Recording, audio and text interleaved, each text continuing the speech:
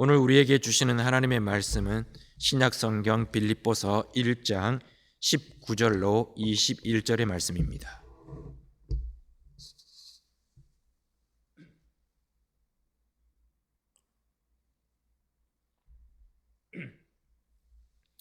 제가 가지고 있는 신약성경 318면 빌립보서 1장 19절에서 21절까지 말씀입니다. 찾으셨으면 다 같이 한 목소리로 읽도록 하시겠습니다. 이것이 너희의 간구와 예수 그리스도의 성령의 도우심으로 나를 구원에 이르게 할 줄 아는 고로 나의 간절한 기대와 소망을 따라 아무 일에든지 부끄러워하지 아니하고 지금도 전과 같이 온전히 담대하여 살든지 죽든지 내 몸에서 그리스도가 존귀하게 되게 하려 하나니 이는 내게 사는 것이 그리스도니 죽는 것도 유익함이라. 아멘.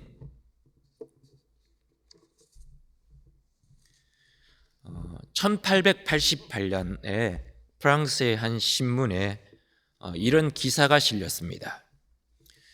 죽음의 상인 드디어 죽었다. 사람을 더 많이, 더 빨리 죽이는 방법을 개발해 부자가 된 인물, 그 역시 죽음을 맞이했다라는 부고 기사가 실렸습니다. 이 부고 기사는 다이너마이트를 개발했던 알프레드 노벨의 부고를 알리는 기사였습니다. 근데 하지만 알프레드 노벨은 죽은 것이 아니었습니다. 멀쩡하게 살아 있었습니다.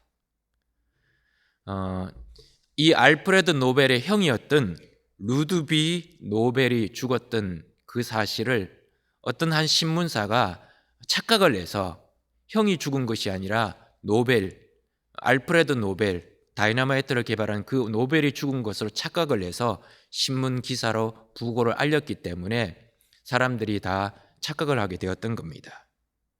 그런데 문제는 그 기사를 접한 알프레드 노벨은 충격을 받았습니다.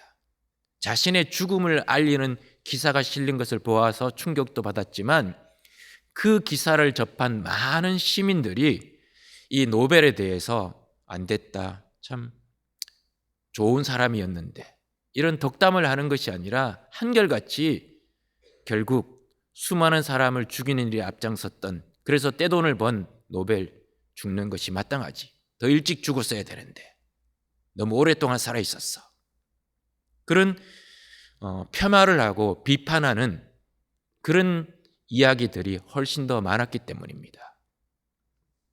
그래서 그 부고 기사를 보고 알프레드 노벨은 자신의 인생을 돌아보게 되었다고 합니다. 그리고 그것을 자신이 어떻게 사회에다 갚을 수 있을까 생각한 끝에 자신이 기금을 마련해서 만든 상이 노벨상이라고 합니다. 미국에 가면 인디애나주의 한 공동묘지에 묘비가 있습니다. 그런데 그 묘비의 비문이 사람들에게 많이 알려지고 사람들에게 가슴에 한 가지 도전을 주는 비문이었기 때문에 많이 알려진 비문이 있었습니다. 그 비문은 이렇게 적혀 있습니다. 이 곁을 지나는 나그네여 잠시 멈추어라. 당신의 지금 모습을 나도 한때 갖고 있었다네. 그리고 지금 내 모습을 당신도 언젠가 갖게 될 거라네. 그러니 죽음을 준비하고 나를 따르게. 그렇게 적혀 있는 겁니다. 그 묘비 비문을 보는 사람들마다 그 비문 앞에서 한참을 생각하고 멈추어서 자신의 인생을 조금 생각해 보게 되었다고 합니다. 묘비를 바라보는 나의 모습을 이 묘비 안에 있는 죽은 사람들도 한때는 가지고 있었다는 겁니다. 그리고 결국 나도 그 지금은 묘비의 비문을 읽고는 있지만 언젠가는 이 무덤에 묻힌 사람들처럼 죽음을 맞이할 날이 있을 거라는 겁니다. 누군가가 그 묘비의 비문에 기록된 그 비문 밑에다가 한 문장을 더 적었습니다.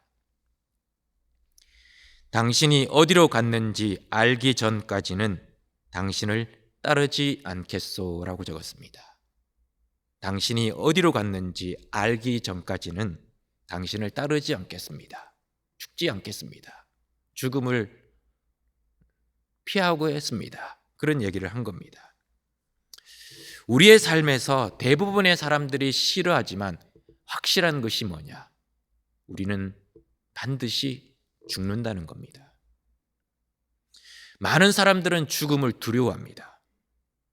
그리고 그 죽음이 어느 순간 우리의 삶에 불쑥 나타날 것을 두려워하고 외면하고 싶어 합니다. 그러나 그리스도인들은 그렇지 않습니다. 성도에게 주어지는 가장 큰 복 가운데 하나는 더 이상 죽음을 두려워하지 않는다는 겁니다. 죽음을 공포와 저주라고 생각하지 않는다는 것입니다. 그래서 사도 바울은 오늘 본문을 통해서 21절에 이렇게 고백합니다. 내게 사는 것이 그리스도니 죽음도 유익함이라라고 고백합니다. 내게 사는 것이 그리스도니 죽음도 유익하다고. 죽음도 나에게는 도움이 되고 나에게 뭔가를 더 깨닫게 해주고 더 유익하게 해주는 것이다라고 고백합니다.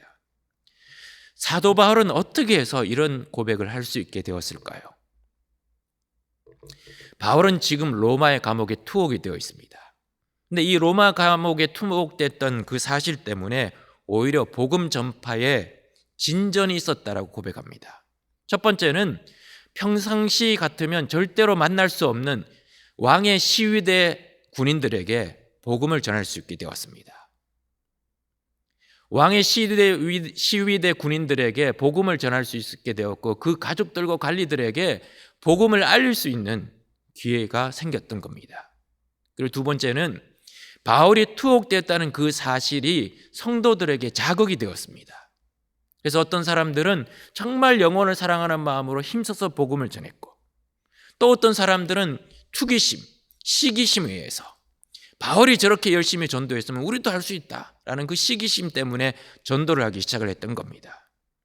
하여튼 어떤 모양이든지 간에 성도들이 자극을 받아서 이제 복음을 전하는 일에 더 열심히 전진하고 힘쓰게 되었기 때문에 바울은 복음 전파에 진전이 되었다고. 자신의 투옥이 감옥에 갇힌 것이 오히려 복음 전파에 진전이 되었다라고 고백하게 되었던 것입니다. 그러면서 바울은 어떤 모양이든지 어떤 방식이든지 예수 그리스도를 전파하는 것이기 때문에 기쁩니다. 기뻐합니다라고 고백합니다. 18절 읽진 않았지만 그 18절 말씀에 보면 이로써 나는 기뻐하고 또한 기뻐하리라라고 이야기합니다. 기뻐하고 또한 기뻐할 것이다라고 이야기합니다. 이 두 가지 단어, 기뻐하고 또한 기뻐할 것이다라는 단어는 이것이 다르게 연결이 되어 있습니다. 앞에 나오는 기뻐하고라는 단어는 18절 상반절에 있는 그 이야기 때문에 지금 기쁘다는 겁니다. 자신이 비록 로마의 감옥에 투옥이 되어서 옥고를 치르고는 있지만 정말 평상시 같으면 만날 수 없는 시위대 군인들에게 복음을 전할 수 있게 되었고 자신이 감옥에 갇힌 것 때문에 성도들이 자극을 받아서 도전을 받아서 열심히 복음을 전하는 일이 되었기 때문에 오히려 자신은 그 투옥된 것이 너무 좋고 너무 선을 이루게 되어서 기쁘다라고 이야기합니다. 그리고 기뻐할 것입니다라고 이야기합니다. 그것은 19절 이하에 나오는 내용 때문에 기뻐할 것입니다라고 이야기합니다. 이런 의미가 있는 겁니다. 거칠애든 참으로든 복음이 전해지는 사실 때문에 저는 기쁩니다. 그런데 또 기뻐할 것이 있습니다 라고 이야기를 하는 겁니다. 근데 그 기뻐할 것이 뭐냐? 19절과 20절에 이렇게 증거를 하고 있습니다. 두 가지 사실 때문에 기뻐할 것입니다 라고 고백합니다. 첫 번째는 빌립보 교회 성도들의 기도와 성령님의 도우심으로 자신이 구원에 이르게 될 것이기 때문에 기쁘다는 겁니다. 19절에 나오는 구원이라는 것은 우리가 죄에서 건진받은 그만을 말하는 것이 아닙니다. 바울의 입장에서는 이제 감옥에서 풀려나는 것이 1차적으로 구원입니다. 그리고 이 말 속에는 자신이 열심히 신앙생활하면서 거룩해져서 성화가 완성되는 것도 구원이라고 생각을 했습니다. 좀 더 궁극적으로는 이제 감옥에서 설사 내가 죽음을 맞이한다고 할지라도 죽음 이후에 하나님 앞에 서게 될 것을 자신은 구원으로 생각했던 겁니다. 이 모든 것을 포함하는 말이 오늘 바울은 구원이라는 단어를 쓰고 있는 겁니다. 옥중 생활이 죽음으로 끝나든지 아니면 다시 자유의 몸이 되어서 다시 복음을 전하든지 앞으로 일어날 모든 일들, 하나님께서 주시는 미래라면 그 어떤 것도 자신에게 최상의 것이 틀림없다고 여겼기 때문에, 그런 믿음으로 살았기 때문에 바울은 구원이 될 것이다라고 바라보고 기뻐한다라고 이야기하는 것입니다. 그가 이렇게 구원에 이를 수 있는 이유는 두 가지입니다. 첫 번째는 빌립보 교회 성도들의 간구 때문이다라고 이야기합니다. 이 간구라고 하는 것은 특별한 목적을 두고 드리는 기도를 이야기합니다. 어떤 특별한 목적을 가지고 성도들이 함께 기도하는 그것을 간구라고 이야기합니다. 지금 빌립보 교회 성도들은 굉장히 먼 거리에 떨어져 있지만 바울을 위해서 기도하고 있습니다. 바울이 풀려나서 더 열심히 복음을 전할 수 있게 해달라고 그렇게 기도하고 있습니다. 예수를 믿는다는 것, 성도로서 살아간다는 것, 섬으로 살아가는 것이 아닙니다. 고군분투하며 살아가는 것이 아닙니다.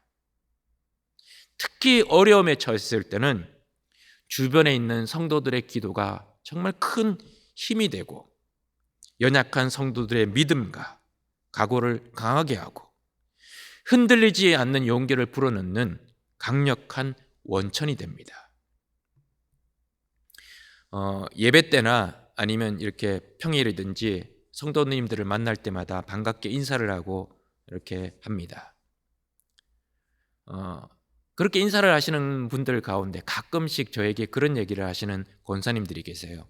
목사님, 그래도 제가 목사님 위해서 매일 기도하고 있어요. 그런 얘기를 하시는 분들이 있습니다. 근데 그런 얘기를 들을 때마다 참 마음속에 큰 이렇게 감동이 밀려옵니다.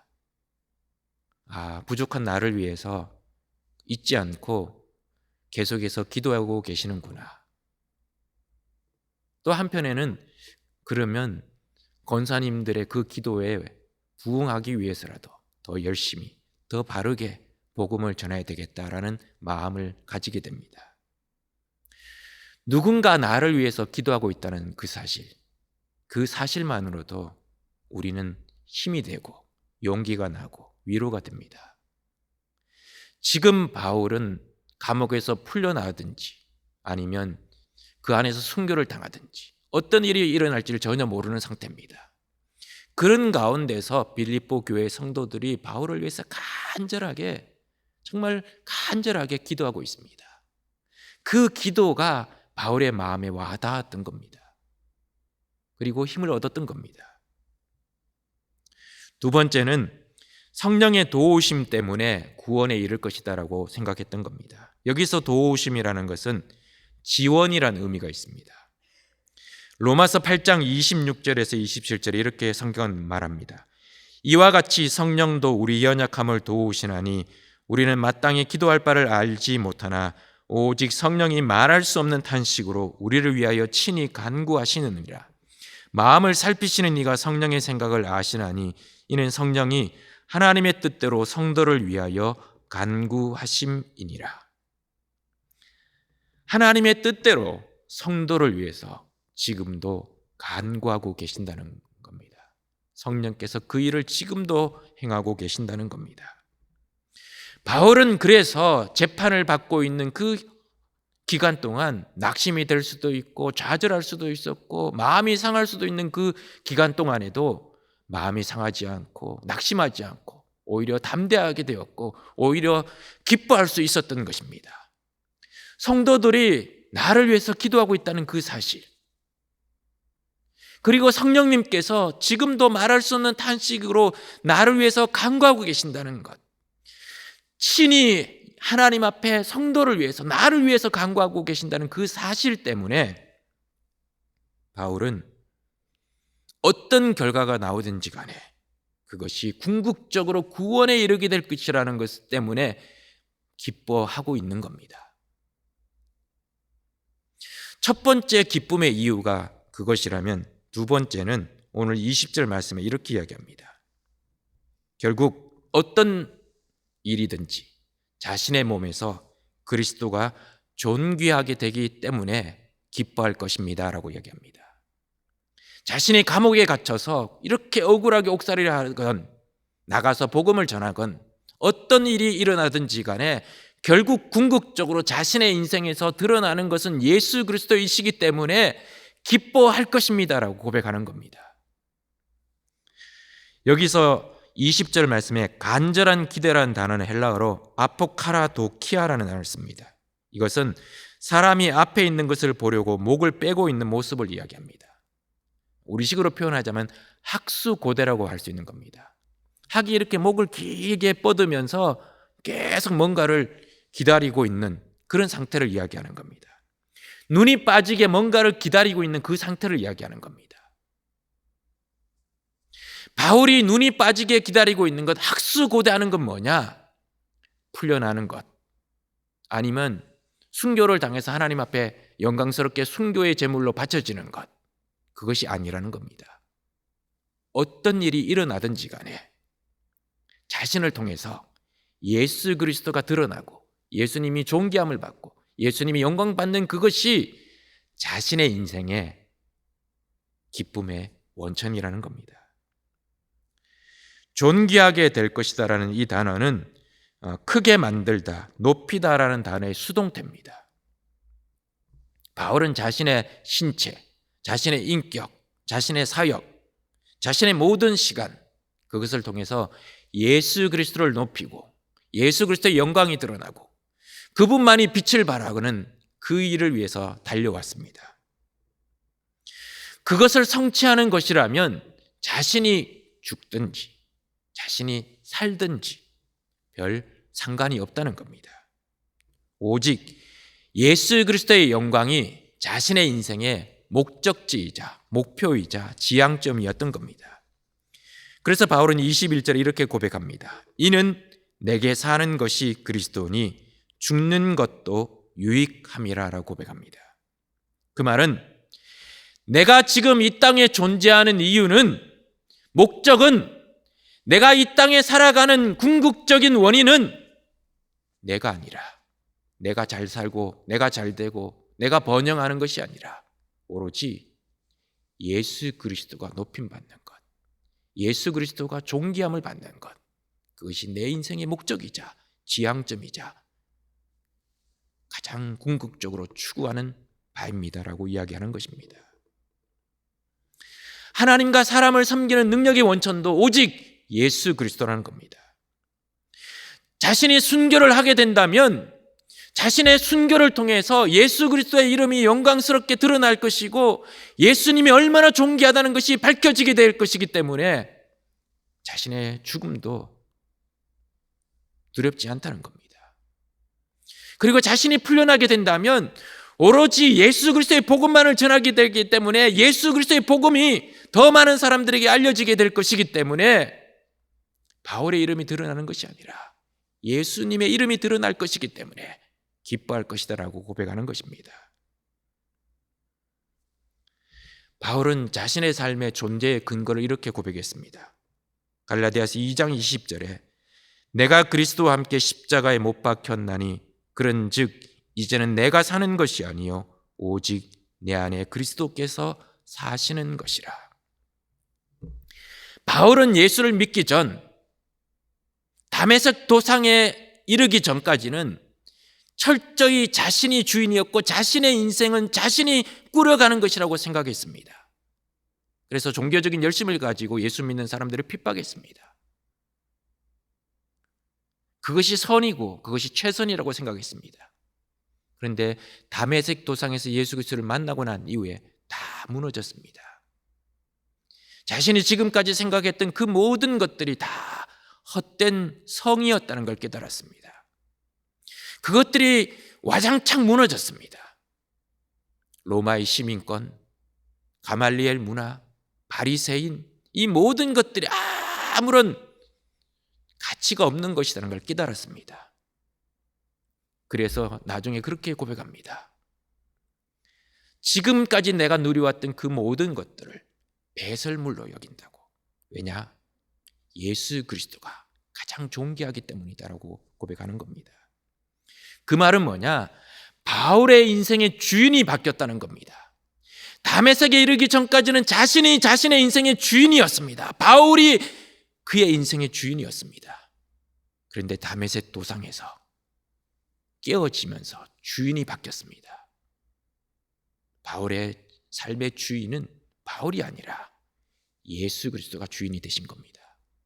그리고 자신은 그분의 종이 된 겁니다.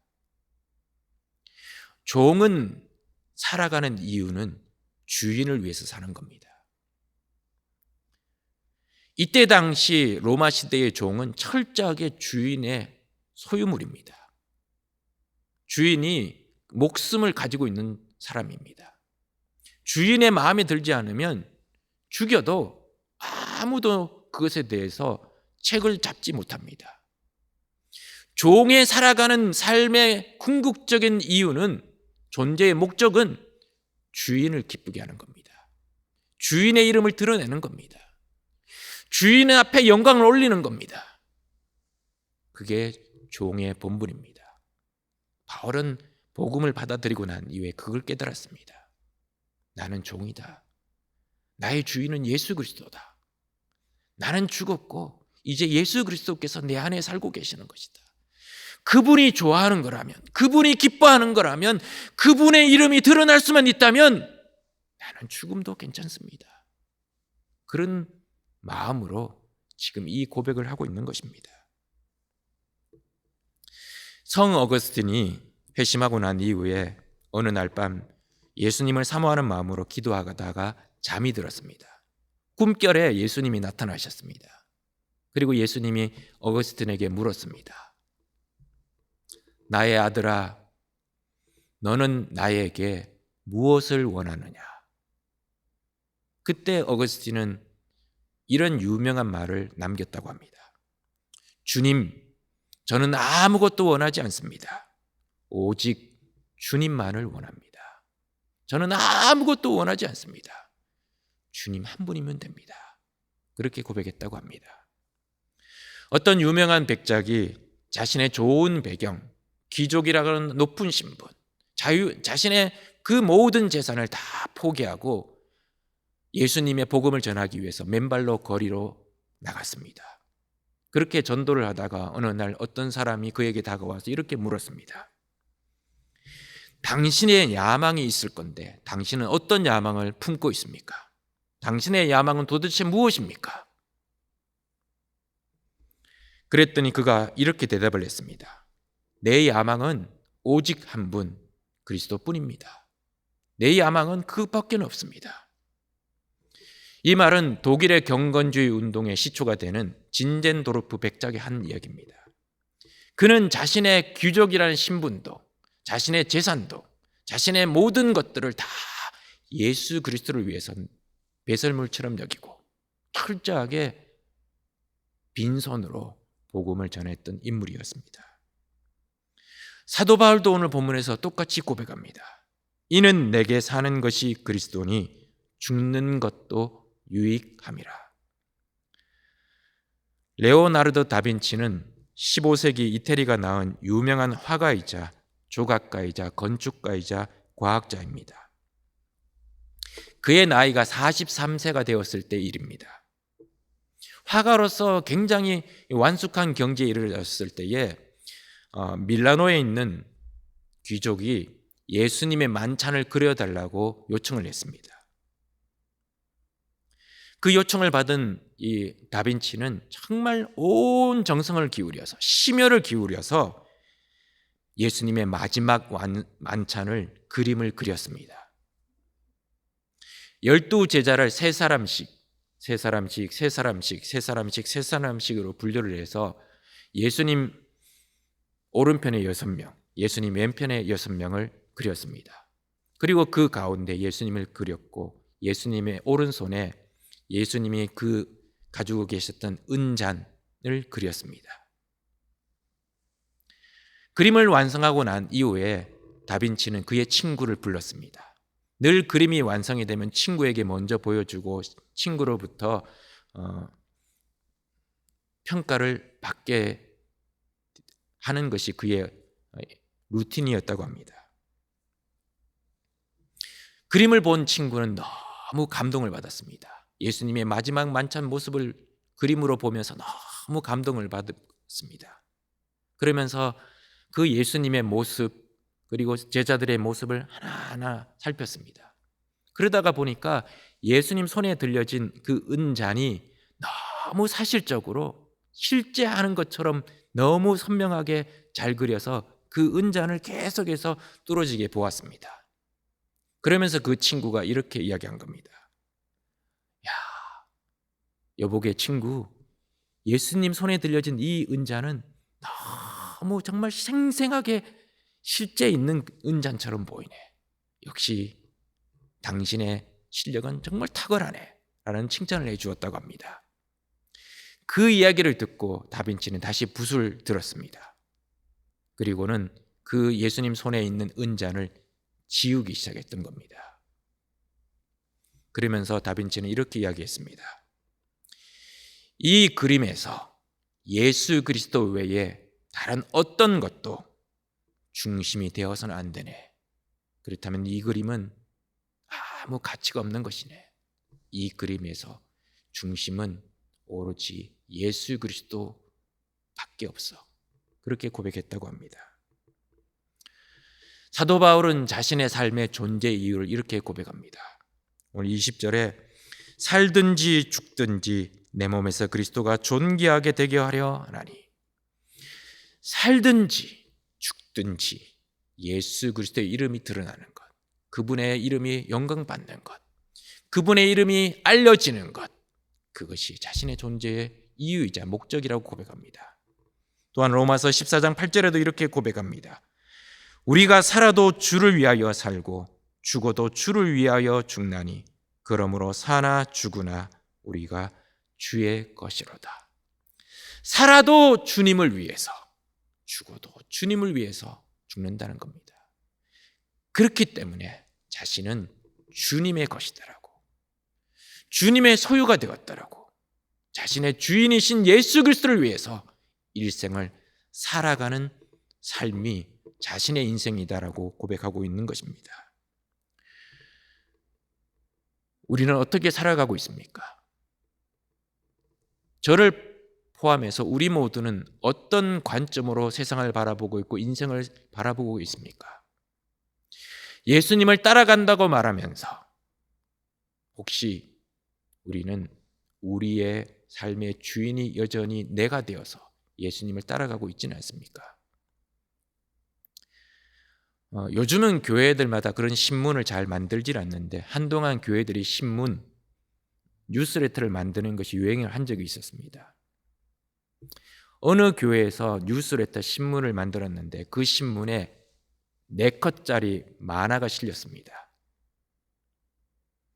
만화의 첫 번째 컷은 예수님이 무거운 십자가를 지고 골고다 언덕길을 오르시는 장면이었습니다.